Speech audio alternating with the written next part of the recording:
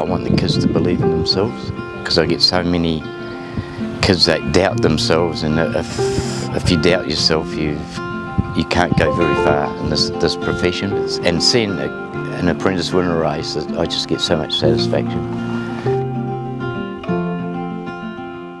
I rode for 45 years. I come from a family that was renowned for jockeys. Having my father was a jockey, my uncle was a jockey. There was 4 of us boys and 2 sisters, we all rode, so you could hence say that racing's been in the foreground all my life. I had Johnny and Desi, my 2 oldest brothers, to look up to, and I was always number 3. I got all their hand-me-downs, boots, whips, skull caps, and I had a good mentor in my dad. He was very hard and stern, and he was a mentor in a sense that he wouldn't compliment you if you rode a winner. He would just tell you where you went wrong, and I think most trainers were like that. And it didn't do me any harm. Or years later when I retired, I looked back and thought, yeah, it kept me level-headed and down to earth. I was fortunate enough to spend time in Australia, do all the carnivals there. Well, I'll be a monkey's uncle. I nearly fell out of the box. Here he comes now, our Palliser. I've never heard of him.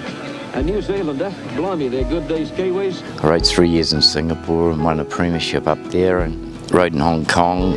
My biggest achievement probably in the Cox Plate, and fortunate enough to get on some top horses over the years. Yeah, I could say racing's been kind to me.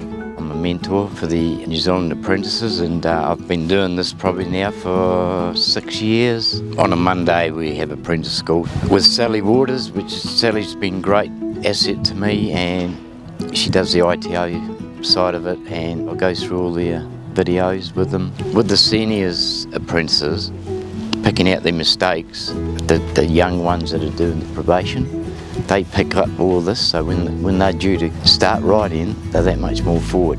And then on the Tuesday you'll get trials, working with these kids just to balance, place the horses is a great asset, you know, to have a mentor there. Wednesday you got a race day.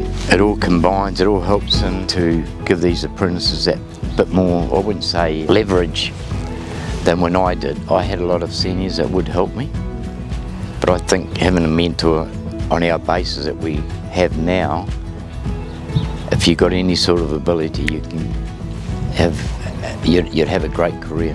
Nowadays the apprentices got to use different tack, and it's you can still be stern, but at the same time it's that complimenting, and you get the odd 1 or 2 that don't need complimenting. It's probably trying to keep them level-headed, you know, keep them down, grounded, and you go a long way. It's respect and being humble.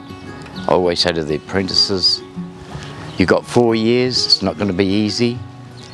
You be humble, you be polite, and after that 4 years, you can say whatever you like, because your career is in your hands then. So while you're under my watch, that's what I ask. Be humble and be kind.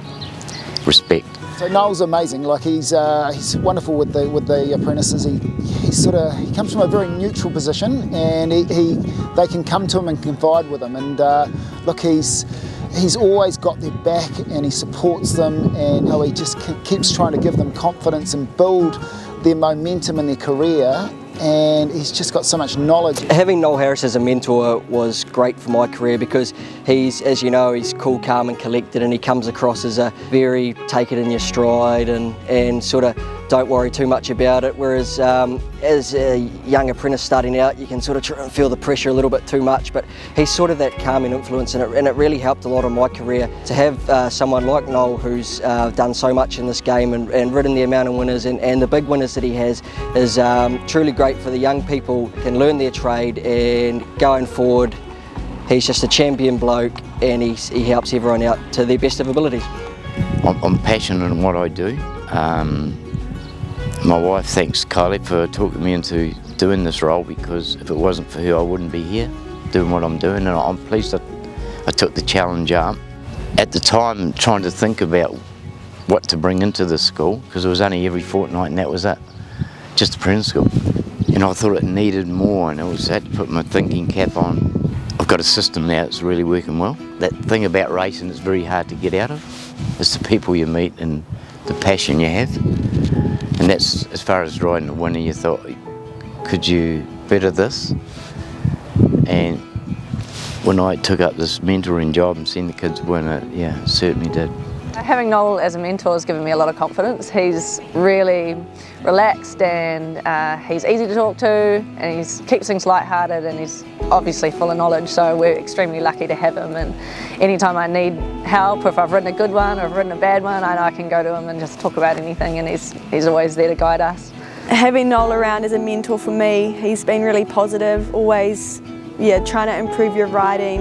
If you ride a bad race, you've got to look at it to see how can you improve this, what can you do next time to improve yourself and just better yourself really. So he's done a lot for me. As far as apprentices winning races and me having ridden so many winners, I was fortunate enough to ride over 2,000 and join that elite club, and I look back and that feeling, thought, group races, I don't think I'd ever feel that again. But since I took up this role, seeing my first kid as a mentor win their race, it was, well, I all but cried, so I thought, well, you still can get feelings like this.